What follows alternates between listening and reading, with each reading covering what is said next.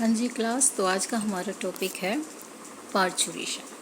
तो क्या होता है parturition? It is the process of the delivery of the foetus. In simple language we can say it या call it child birth. Parturition follows the gestation period approximate of 9 month.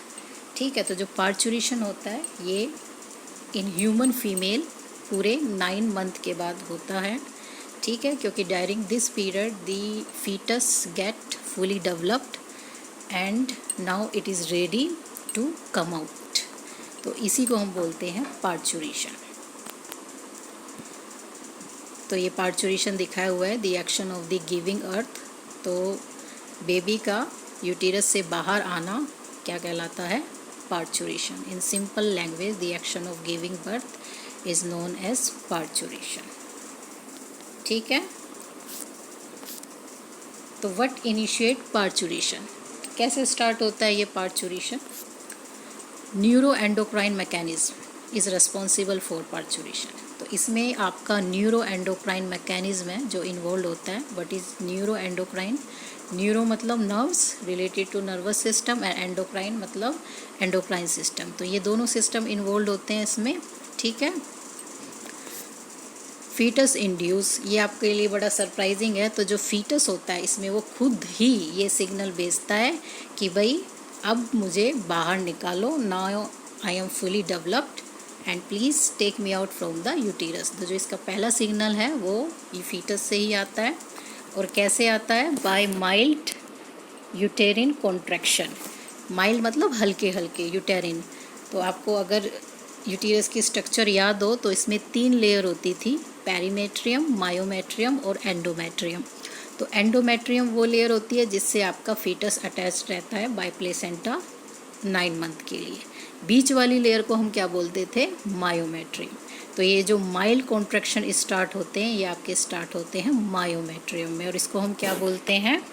ये आपका कहलाता है fetal ejection reflex.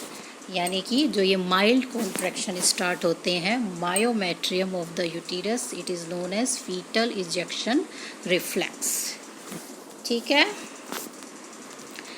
It increases oestrogen and progesterone ratio.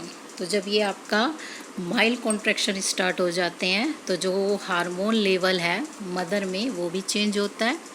अब oestrogen तो बढ़ता है, oestrogen का जो लेवल है इट इंक्रीजेस, और जो ये प्रोजेस्टेरोन हार्मोन है नाउ इट डिक्रीजेस।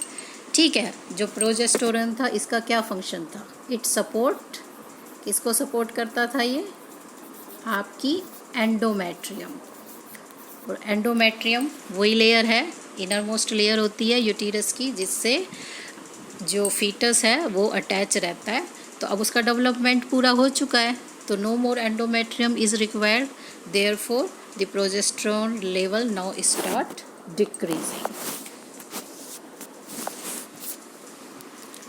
ठीक है, तो इसी के साथ जो ये आपका पहला फीटल इजेक्शन रिफ्लेक्स होता है तो इसका रिजल्ट क्या होता है कि जो मदर का पिट्यूटरी ग्लैंड है, सिग्नल जाता है मदर के पिट्यूटरी ग्लैंड में और वो रिलीज़ करता है आपका ऑक्सीटोसिन।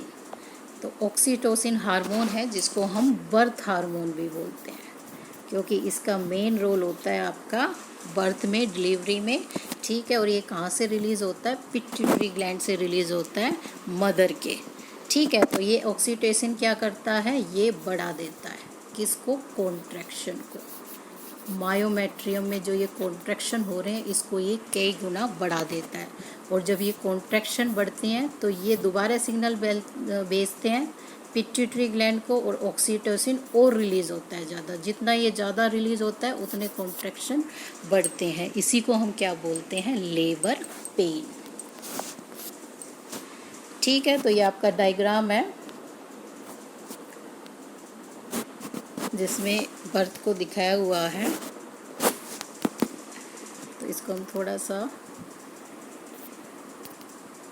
हाँ जी, ठीक है। तो जब ये कॉन्ट्रैक्शन बहुत ज़्यादा बढ़ते हैं तो उस वक्त क्या होता है? जो सर्विक्स है, ये आपका सर्विक्स है, इट विल ओपन, इसका मुंह खुल जाता है। ठीक है। तो मुंह खुलते क्या होता है, the head of the baby becomes visible to the doctor. कहाँ से दिखता है ये, वेजाइना पार्ट से डॉक्टर को दिखेगा।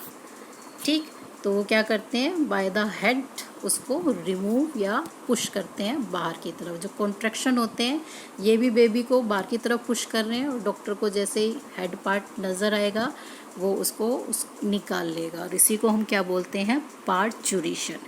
ठीक है, जब बेबी की डिलीवरी हो जाती है तो उसके बाद जो ये प्लेसेंटा है, this is placenta and this is umbilical cord, इन दोनों को भी यूटीरस से बाहर निकाल लिया जाता है। तो इस प्रकार से आपकी जो ये प्रोसेस है पार्चुरेशन की, ये कंप्लीट होती है। तो इसमें जो मेन रोल है वो एक तो ऑक्सीटोसिन का होता है और हार्मोन्स का होता है। तो this is control by the hormone.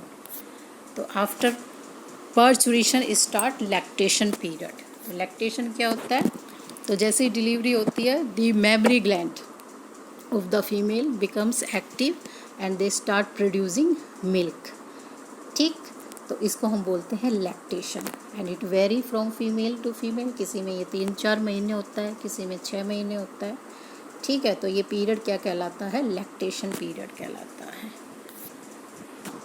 तो जो न्यू बॉर्न बेबी है उसको माँ का दूध ही पिलाया जाता है, और जो पहला दूध होता है उसको हम क्या बोलते हैं, कोलोस्ट्रम। ठीक है, जो पहला माँ का दूध होता है that is known as colostrum. ये येलो कलर का होता है और it is rich in antibodies. इसमें बहुत सारी एंटीबॉडीज़ होती हैं। एंटीबॉडीज़ क्या करती हैं, they build the immune system. ठीक है, इम्यून सिस्टम, क्योंकि बेबी का जो इम्यून सिस्टम है वो ज़्यादा पुअरली डेवलप होता है, तो इसलिए माँ का दूध ज़रूर चाहिए अगर उसको बीमारियों से बचा के रखना है।